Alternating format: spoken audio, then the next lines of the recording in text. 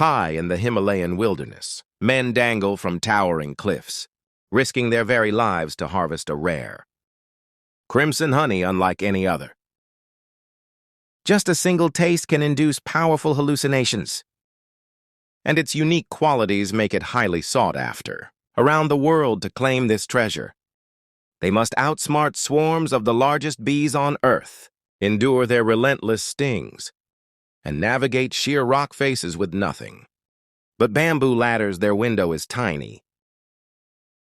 This high-stakes hunt happens only twice a year, making each harvest vital to their community's income. Can they secure their precious bounty? Or will the cliffs grant them only empty baskets? We are in Nepal, the land of mad honey, a rare and expensive treasure, harvested under deathly conditions.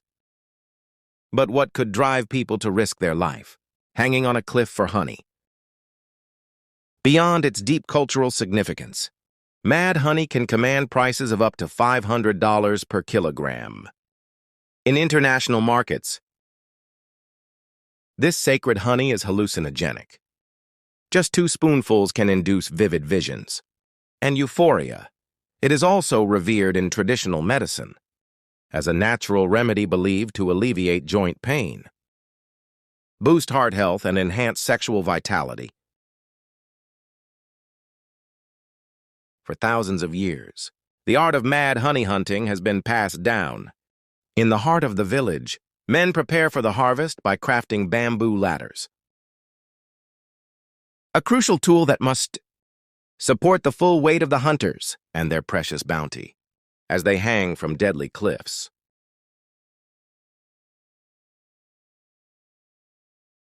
Everyone takes part in the preparation phase, but the hunt itself is not for the faint-hearted. Only the most experienced honey hunters are chosen to scale the cliffs and strive for the treasure.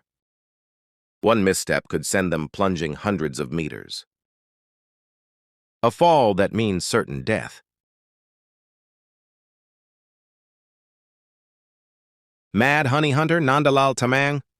Mad honey contains grayanotoxins, powerful compounds from the nectar of high-altitude rhododendron flowers.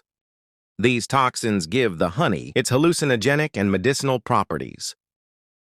Only the Himalayan giant bee, the largest bee in the world, can reach these heights to produce this rare and precious nectar.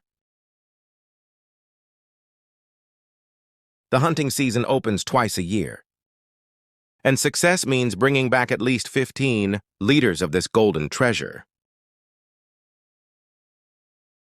The harvest is crucial for the village's economy, and everyone knows what's at stake. The question remains, will they return with their baskets full? The local priest prays to the gods and goddesses for a successful hunt and the safety of the hunting crew. The first challenge they face before reaching the cliffs where the hives hang is crossing an unstable, slippery river with all their equipment on their backs. But they are ready for this. With machetes in hand, they cut down trees to craft makeshift bridges, allowing them to cross the treacherous river. Everyone's role is essential. Without teamwork, the expedition could be over before it starts.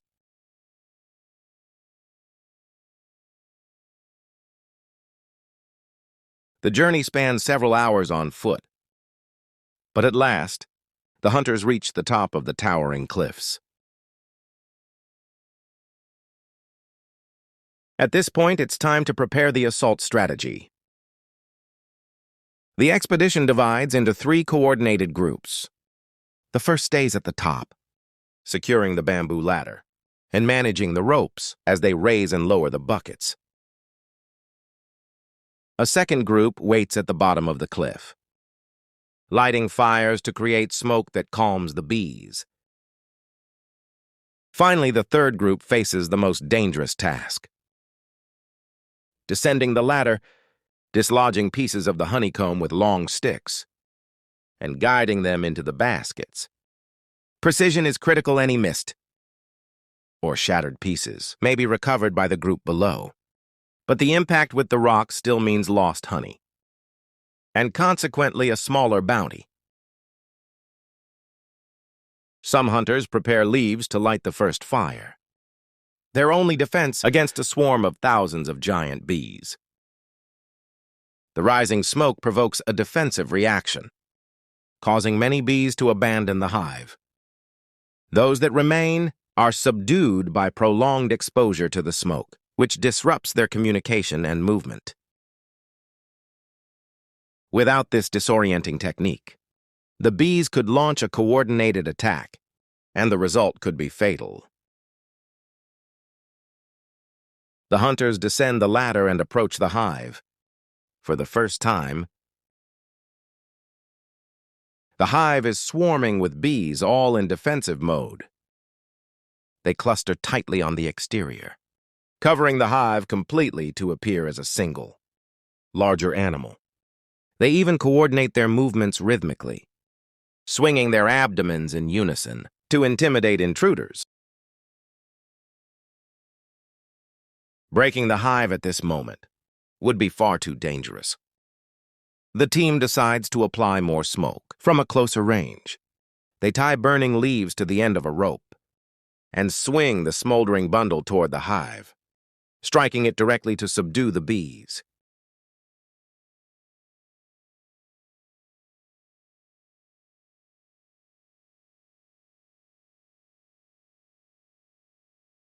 The hunters above the cliff secure the ropes to the baskets, ready to lower them to the level of the hives.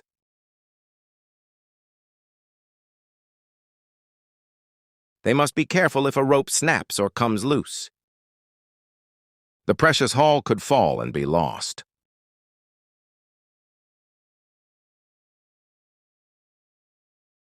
The smoke clears, and the two hunters descend the ladders. For a second time, the hive appears calmer. Now the perfect moment to take action.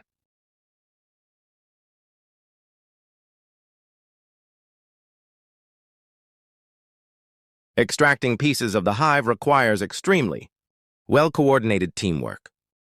While one hunter holds the basket beneath the hive, the other strikes with a stick to break off chunks. Filled with honey, barefoot high in the Himalayas, hanging from a deadly cliff, hundreds of feet above the ground, with only a bamboo ladder and a stick in hand, and enduring relentless bee stings. But these hunters are hardened by experience, determined and unshakable. Nothing will stop them from claiming the honey that sustains their community. To achieve better stability, the most experienced ones use their feet, hardened by rough terrain that offer a sensitivity. Shoes cannot, giving them greater control in these precarious conditions and helping them maneuver the long sticks with precision.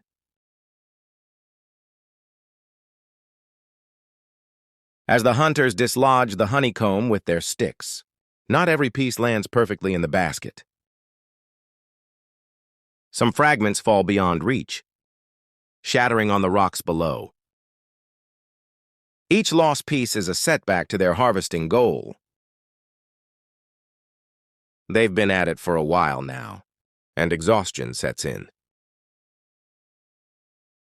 This is the most critical moment. Their bodies ache, but their minds must stay sharp. One false step, one slip, and death is certain. The effort demanded of these men is immense.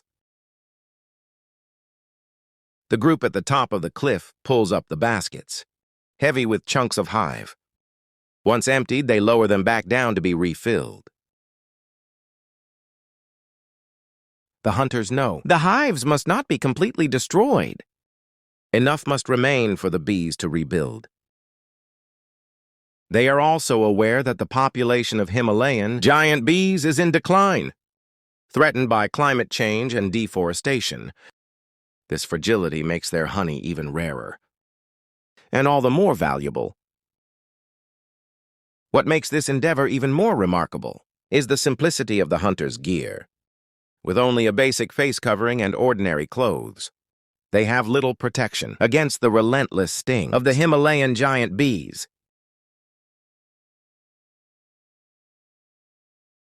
These bees deliver far more venom than common bees. Yet the hunters press on, enduring the pain as they have countless times before.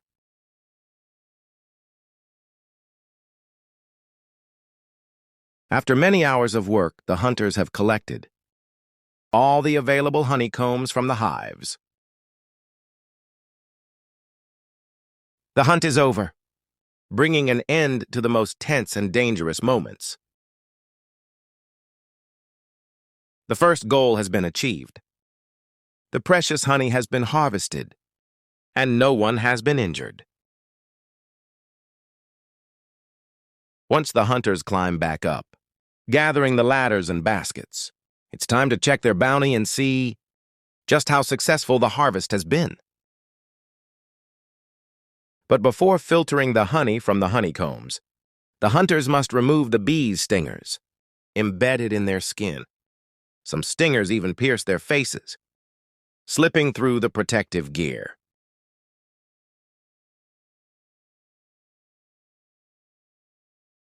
The three groups reunite and begin the process of extracting the honey.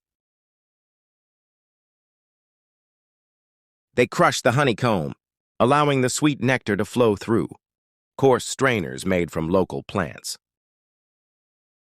These strainers trap remnants of beeswax, debris, and dead bees, leaving behind the precious golden liquid.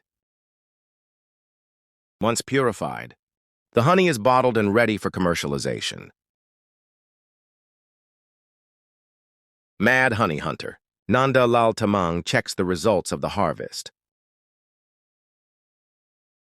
Today's hives were small. We only managed to extract almost 5 liters. The outcome is far from what they aimed for.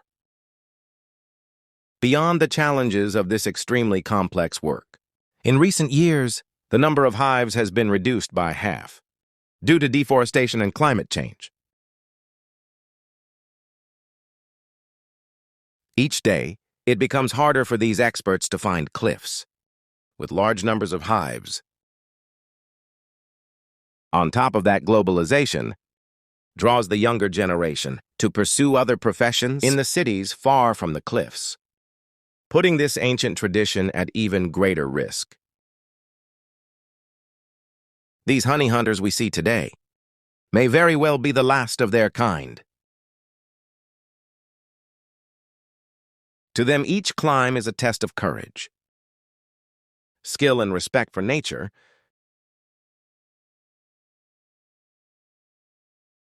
In their hands, mad honey is a connection to the wild cliffs, to their ancestors, and to the fragile balance with nature. Yet as the cliffs grow, quieter with each passing generation, one question lingers. How much longer can this ancient song echo in the mountains?